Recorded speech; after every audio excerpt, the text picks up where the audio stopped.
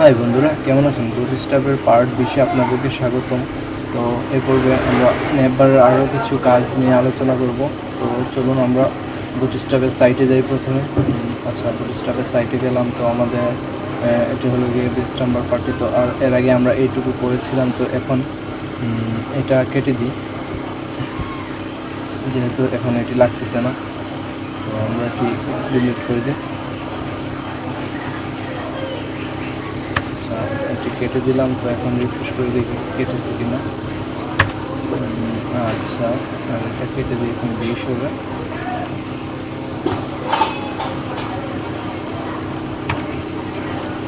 আচ্ছা, এখন আমরা এখানে কাজ করব। তো চলুন দেখাই। তো ধরুন আমাদের এই যে ন্যাপ বারটি, এটার ব্যাকগ্রাউন্ডটার কালারটা ধূসর কালার। তো আমরা চাচ্ছি কি, ধরুন এটার ব্যাকগ্রাউন্ড কালারটা ধরুন, আচ্ছা আমাদের আগের কোডগুলো আমি ফিরিয়ে নিয়ে আসি। তো এখান থেকে কিছু আমরা রিমুভ করি। আচ্ছা, আমরা এখানে জাস্ট এটাকে ডিলিট করি আর সার্চ বাটনটা ডিলিট করে দিই। একটি সিম্পল একটি নেপার। আচ্ছা, এই যে ঠিক আছে, এখন ঠিক আছে। আমরা চাচ্ছি কি, ধরুন এই যে এই নেপারের যে ডিফল্ট কালারটি আছে, সেই কালারটিকে চেঞ্জ করে এই ধরনের ধরুন ব্ল্যাকের মতো একটি কালার দিতে। তো আমরা দেওয়ার জন্য জাস্ট নিচে একদম নিচে যাব। তো নিচে এই ধরনের একটা কালার দিচ্ছে। তো এটার জন্য জাস্ট আমরা ডিফল্টের জায়গায় ইনভার্স এই কালারটি জাস্ট দিয়ে দেবো। এই যে এখানে ডিফল্ট কোথায় দেওয়া আছে, যে আমাদের নেপারের মেইন ডিবে এখানে ডিফল্ট দেওয়া। আমরা এখানে ইনভার্স এটি দিয়ে দেবো। প্লাসটি দিয়ে দিলে দেখবেন ব্যাকগ্রাউন্ড কালারটি চেঞ্জ হয়ে গেছে। তো আমাদের দেখেন, এটা দেখতেও খুব সুন্দর লাগতেছে। তো আশা করি এটি বুঝতে পারছেন কীভাবে করবেন। জাস্ট বেশি কিছু করতে হবে না। যে আমাদের প্রথমে এখানে ডিফল্ট দেওয়া ছিল, যখন আমাদের মেইন ডিবের মধ্যে তো সব কিছু করা, তাই না? তো আমাদের মেইন ডিবের যে ব্যাকগ্রাউন্ডটা প্রথমে দেওয়া ছিল, যে ধূসর যে ডিফল্ট কালারটা, সেই কালারটা এখন দেওয়া আছে। আর আমরা এটাকে চেঞ্জ করে যদি মানে অন্যরকম করতে চাই, তাহলে জাস্ট ইনভার্স নামে একটি কালার আছে, সেই কালারটি দিয়ে দিতে পারি চাইলে। তো তারপর কি আছে দেখি, তারপর আছে, আচ্ছা এটি আশা করি বুঝতে পারছেন। তারপর আমরা দেখি বাটন, এটাও আমি দেখিয়েছি এর আগে, যে এখানে দেখিয়েছিলাম এখানে কীভাবে বাটন দিতে হয়। আশা করি বুঝতে পারছেন। তো এখন আমরা ধরুন এখানে আমরা শিফট সফটের জায়গায় আমরা একটি ইমেজ দেব। আমরা একটি ইমেজ নিয়ে আসি। আমাদের সাইটে যাই, সাইট থেকে একটি ইমেজ নিই।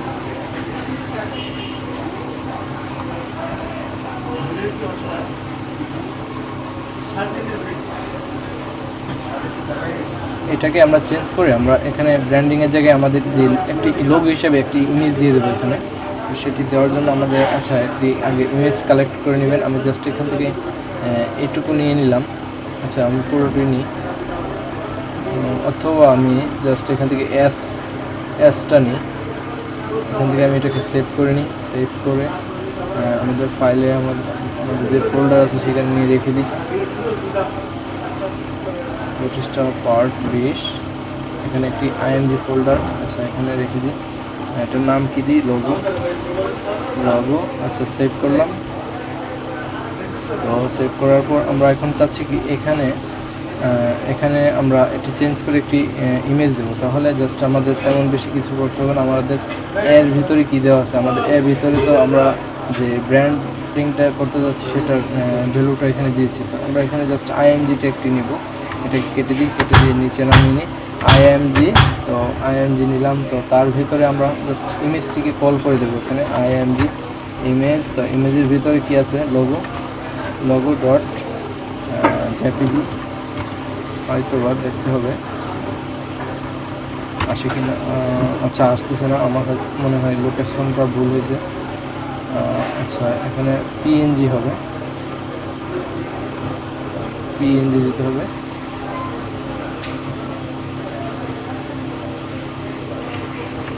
পিএনজি। তো এখন সেভ করে দেখি, তারপরও আসতেছে না। আচ্ছা, আমরা এখান থেকে দেখে আসি। আচ্ছা এখানে অল্টার দিয়ে, আচ্ছা এখানে ব্র্যান্ড দেওয়ার কোনো দরকার নেই। হয়তো আমাদের ইমেজটি ঠিকমতো পাইনি, আমরা এখান থেকে ইন্সপেক্ট করে দেখতে পারি পাইনি কেন।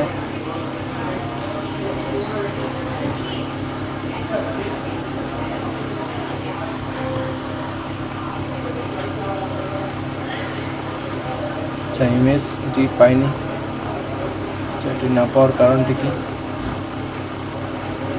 ডিসপ্লে ব্লক, আচ্ছা সমস্যা নেই, আমি দেখতেছি। আচ্ছা আমি এক কাজ করি, হয়তো বা এখানে আমাদের লোকেশনটাই হয়তো বা ভুল হচ্ছে। আমি এখান থেকে পুরোটা কপি করে নিই, কপি করে এখানে জাস্ট পেস্ট করে দিই। আচ্ছা সব কিছু ঠিক আছে। আচ্ছা এখন চলে আসছে তো। আচ্ছা এটি ম্যাচিং হচ্ছে না, কারণ এটি একটু মানে বড় টাইপের ইমেজ হয়ে যাচ্ছে। তো আমরা কাজ করি, এখান থেকে বুটস্ট্র্যাপের যে ইমেজটি দেওয়া আছে সেই ইমেজটি এখান থেকে নিয়ে নিই।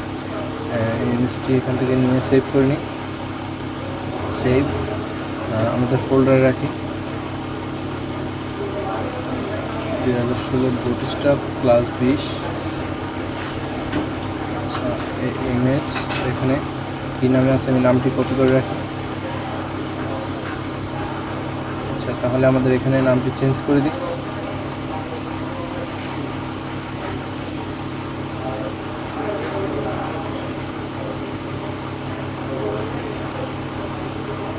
সরি একটু স্লো কাজ করতেছে। আচ্ছা index.png আমাদের ইমেজটির নাম। এখন দেখি আসে কিনা ঠিকঠাক।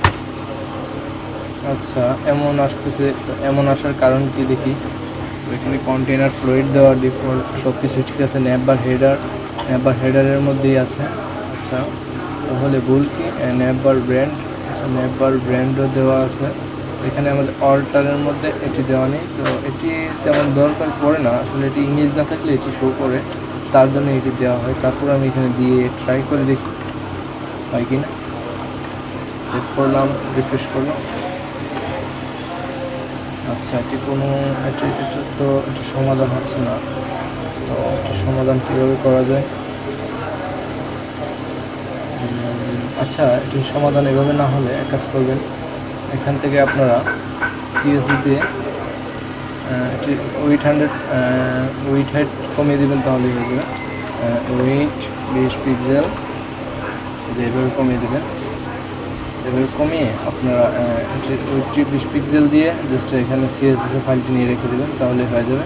তো আশা করি বুঝতে পারছেন। তো এটি আসলে উইথটি বেড়ে গেছিলো, তার কারণে এটি অবস্থা হয়েছে। আমি দেখি আর বুটস্ট্র্যাপের মধ্যে অন্য কোনো ওয়ে আছে কিনা, ওদের এখানে দেখি এটাকে ইন্সপেক্ট করে। আচ্ছা ওরা যে এখানে হাইট উইড দিয়ে দিছে, আমি আসলে এখানে হাইট উইড দিইনি। এখানে জাস্ট এখানে হাইট উইড দিয়ে দেওয়ার দরকার ছিল, যেমন স্টাইল দিয়ে, স্টাইল ওয়েট দিয়ে দিই। Width 20 pixel, 20 pixel. আর হাইটও হবে 20 পিক্সেল। এখন সেভ করে দেখি। এই যে দেখুন ঠিক হয়ে গেছে। তো আশা করি এটি বুঝতে পারছেন কীভাবে একটি ব্র্যান্ডিংয়ের জায়গায় একটি লোগো মানে ইমেজকে এখানে দেবেন। আপনারা যে কোনো সাইজের ইমেজ কেন এখানে জাস্ট এখানে 20 পিক্সেল দিয়ে দিলেই হয়ে যাবে, অথবা 30 পিক্সেল করে দিলেও মানে একটু বড় হবে। তো তার বেশি দিবেন না, তার বেশি দিলে হয়তো বেরিয়ে আসতে পারে। আচ্ছা আপনারা ট্রাই করে দেখেন।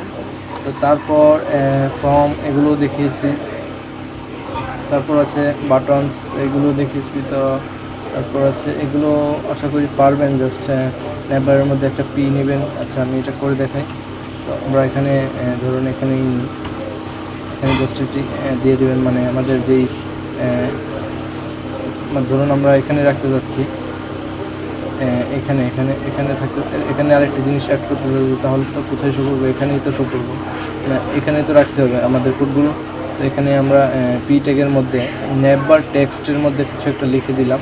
তো তারপর সেভ করলাম। এখন রিফ্রেশ করে দেখি শো করে কিনা। এই যে দেখুন শো করতেছে একটু ধূসর কালারে। যাক সমস্যা নেই, এটা তেমন কাজে লাগবে না। ন্যাপবার টেক্সট এটাকে বলা হয়। তারপর আছে নন ন্যাব। নন ন্যাবের মধ্যে কি আছে আসলে, আচ্ছা এখানে এরকম টেক্সট থাকবে, আর কিছু একটা নির্দিষ্ট টেক্সটের মধ্যে গেলে হোভার করলে কালারটা চেঞ্জ হবে এবং নিচে আন্ডারলাইন আসবে। তো সেটি কীভাবে করব? তো এটি করার জন্য আমাদের প্রথমে এই ট্যাব নিতে হবে। আচ্ছা এটাকে রাইটে নেওয়া হয়েছে। আচ্ছা আমি এখানে এটাকেই করি। তো এখানে ওদের কী করা হয়েছে, ন্যাপ। আচ্ছা এটাকে রাইটে নিয়ে যাই, ন্যাপ বার রাইট। এখানে নিই ন্যাপ বার রাইটে নিলাম, দেখি রাইটে যাই কিনা। চলে গেছে। আচ্ছা একদম রাইটে চলে গেছে, সমস্যা। আচ্ছা রাইট, এটাকেও রাইটে, তো উপরে উঠে গেছে একটা। আচ্ছা সমস্যা নেই, আমি এটাকে লেফটেই রাখি, লেফট। আচ্ছা এখন লেফটে আছে। আচ্ছা আমরা চাচ্ছি কি এটাতে হোভার করলে একটা আন্ডারলাইন চলে আসবে, আর এটাতে এমনিতে নর্মালি থাকবে। এটি করার জন্য আমাদের এটাতে নিতে হবে, আর ন্যাপ বা লিঙ্ক ক্লাসটি ইউজ করলেই হবে। আমরা এখানে একটা টেক নিয়ে, ধরুন এটাতে এইটুকুর মধ্যে আমরা হোভার করলে কী হবে, আন্ডারলাইন আসবে আর কালারটি চেঞ্জ হবে। আমরা এখানে একটি নিই, ক্লাস একটি দিয়ে দিই। এরপর আচ্ছা আসতেছে, ওয়েট। এখানে আমরা হ্যাশ দিয়ে রাখি, আর এটাকে আমরা এর মধ্যে নিয়ে আসি, কন্ট্রোল এক্স, এর মধ্যে নিয়ে রেখে দিই। তো এখন আমরা এটাকে রিফ্রেশ করে দেখি হয়েছে কিনা। আচ্ছা এখানে হোভার করি, এই যে দেখেন হচ্ছে। আশা করি বুঝতে পারছেন। তো আমরা যদি চাই যে আসলে এটা না দিলেও কাজ করবে, কিন্তু ওই যে আপনার যেই এনকোড ট্যাগের যেই ডিফল্ট স্টাইলটা সেটা পাবে। তো আমরা যদি মানে বুটস্ট্র্যাপের স্টাইলটা থেকে পাওয়াতে চাই, জাস্ট এখানে ন্যাপ বা লিঙ্কটা দিয়ে দিলেই হবে। বুটস্ট্র্যাপের মতো এমনিতে ডিফল্টভাবে কালার থাকবে, সেম কালার, আর হোভার করলে সাদা হবে, আর নিচে আন্ডারলাইন একটা সাদা কালারে আসবে। আশা করি এটিও বুঝতে পারছেন। তো তারপর কি আছে, তারপর আছে আচ্ছা এটাও আপনারা পারেন অলরেডি কীভাবে করতে, একটা মেনুকে অ্যাক্টিভ রেখে সাথে আরেকটা মেনু অ্যাড করতে হয় কীভাবে, সেগুলো আপনারা পারেন। তো তারপর fixed to bottom, fixed to top. আচ্ছা এটা নিয়ে একটু দেখাই। তো ধরুন আমাদের এটাকে আমরা ফিক্সড রাখতে চাচ্ছি উপরে। তো হোভার করলে স্ক্রল করে নিচে গেলে যাতে সবসময় উপরেই অ্যাডজাস্ট হয়ে থাকে। তো সেটা কীভাবে করব, সেটা করার জন্য জাস্ট আমাদের এখানে আচ্ছা আমি দেখে আসি। আচ্ছা হয়তো এখানেই হবে, ন্যাপ বার ফিক্সড ন্যাপ বার ফিক্সড কী হবে দেখি। ন্যাপ বার ফিক্সড বটম না, আমরা দেবো টপ, দেখি হয় কিনা। আচ্ছা হয়ে গেছে। তো ন্যাপ বার ফিক্সড টপ দেওয়ার ফলে আমাদের এটা কী হয়েছে জানেন, এটা পজিশন অ্যাবসোলিউট হয়েছে, এমনকি উইথ 100% এবং টপ থেকে 0, লেফট থেকে 0 এই স্টাইলটা পেয়ে গেছে। তো আপনারা ইনস্পেক্ট করে দেখে নেবেন, আর আমি দেখাচ্ছি যে এটা আসলে কি ফিক্স হয়ে গেছে কিনা। এখানে আমরা কাজ করি, আমাদের এখানে মাই কন্টেন্টের মধ্যে আমরা কিছু কন্টেন্ট নিই, কি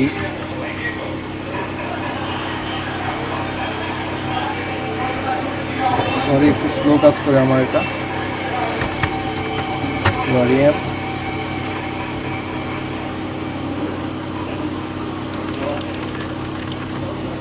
আচ্ছা অনেকগুলো নিলাম, আরও কতগুলো নিই, সেভ করলাম। তো এখন আমাদের পেজটা রিফ্রেশ করি। আচ্ছা অনেক বড় একটা পেজ হয়ে গেছে। তো আমরা এখন এটাকে চাকাটা ঘুরাই, দেখি নিচে যাই এটা ফিক্স থাকে কিনা। এই যে দেখেন মেনু কিন্তু ফিক্স হয়ে আছে। তো আমরা যদি ছোটো করি তাও দেখবেন মেনু ফিক্স হয়ে থাকবে, মেনু কিন্তু লাগাচোড়া করতেছে না। তারপর এই যে দেখুন ড্রপডাউন মেনুটি কত সুন্দর করে শো করতেছে। আশা করি এটি বুঝতে পারছেন। আপনারা চাইলে এভাবে ফিক্স করে কাজ করতে পারেন, বিভিন্ন টেমপ্লেটই এরকম ফিক্স রেখে কাজ করতে হয়। জাস্ট এখানে আপনারা জাস্ট এই ক্লাসটি দিয়ে দিলেই হয়ে যাবে, একবার ফিক্স টপ এটা দিয়ে দিলে মানে টপে ফিক্স হয়ে যাবে। আর যদি চান যে নিচে ফিক্স রাখতেন, নিচেও অনেক সাইডে ফিক্স রাখতে হয়, যেমন তাহলে জাস্ট এখানে বটম দিয়ে দেবেন, দেখবেন নিচের দিকে ফিক্স হয়ে থাকবে। এই যে দেখেন নিচের দিকে ফিক্স হয়ে আছে। তো আশা করি বুঝতে পারছেন। যদি বুঝতে অসুবিধা হয় আমাকে জানাবেন, আমি হেল্প করবো যতটুকু পারি। আর তারপর স্ট্যাটিকও তেমন কাজে না, আপনারা স্ট্যাটিকটা দিয়ে জাস্ট ইন্সপেক্ট করে দেখিয়ে। তো আশা করি এটা বুঝতে পারছেন। তো ধন্যবাদ, ভালো থাকবেন। আজ এই পর্যন্তই।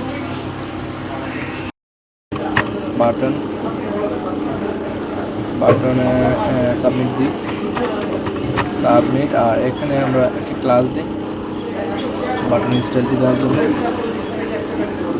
Class BTN default. আচ্ছা, এখন সেভ করে দেখি ঠিকঠাক দেখে কিনা। আচ্ছা, এমন দেখাচ্ছে। তো এটি নিচে নেমে গেছে, সেটার কারণ কি? আমরা এটিকে ফ্লোট লেফট করাতে হবে। আচ্ছা, আমরা এখানে এটিকে নেপবার লেফট করে দিই, নেপবার লেফট। এখন দেখি ঠিকঠাক দেখে কিনা। আচ্ছা দেখেন, এই যে নেপবার লেফট দেওয়ার ফলে এটি বাঁ দিকে সরে চলে এসেছে, এদিকে ওকে জায়গা দিয়ে দিয়েছে, ও উপরে মানে ওর জায়গায় চলে আসছে। তো আশা করি এটিও বুঝতে পারছেন। তো আমরা এটিকে চেক করে দেখি এটি রেসপন্সিভ হয়েছে কিনা। তো আমরা ছোট ডিভাইসে যাই,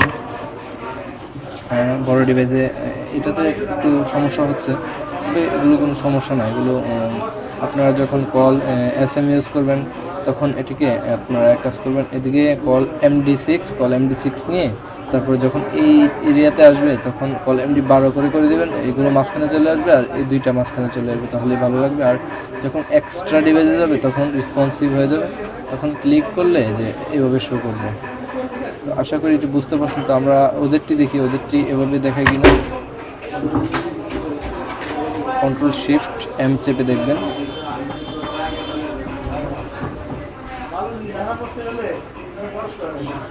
নেপবার আচ্ছা উপরে ফেলে দিয়ে আসছি, এই তো এই যে দেখেন ওদের মতো সেম দেখাচ্ছে। তো আশা করি বুঝতে পারছেন। তো আচ্ছা কেটে দিই।